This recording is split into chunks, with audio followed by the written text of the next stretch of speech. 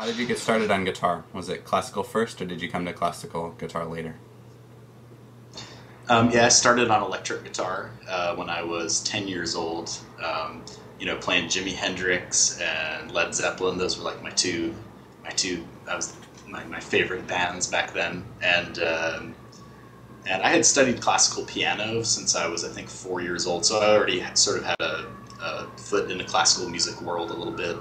I could already read music. And then when I was, I don't know, about maybe beginning of high school, I sort of started playing a lot of jazz.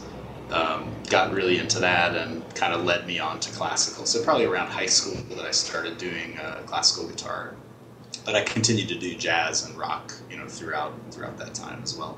And still play a little bit of electric guitar sometimes. Yeah.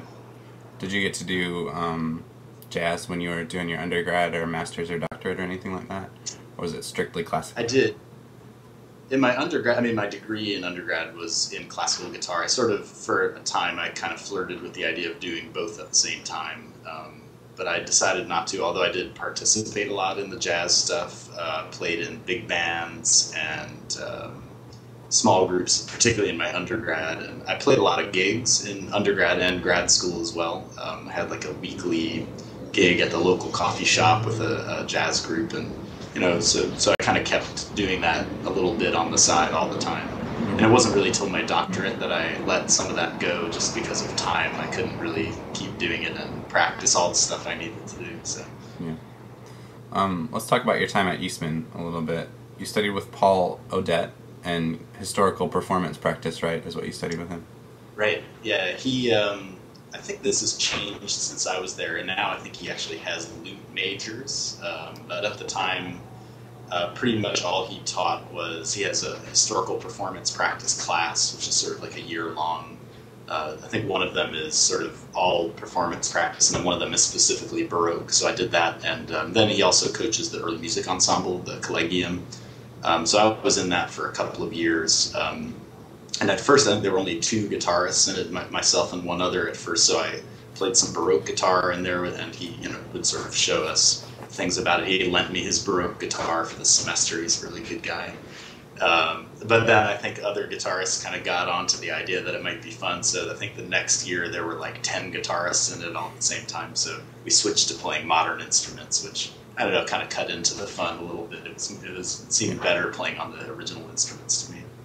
And then he would give a master class at Eastman for the guitar studio, usually once a year. So I always played in those as well. And he was around all the time. He was good friends with Nick Galusis, the guitar teacher. So we definitely got to spend a bit of time with him while we were there.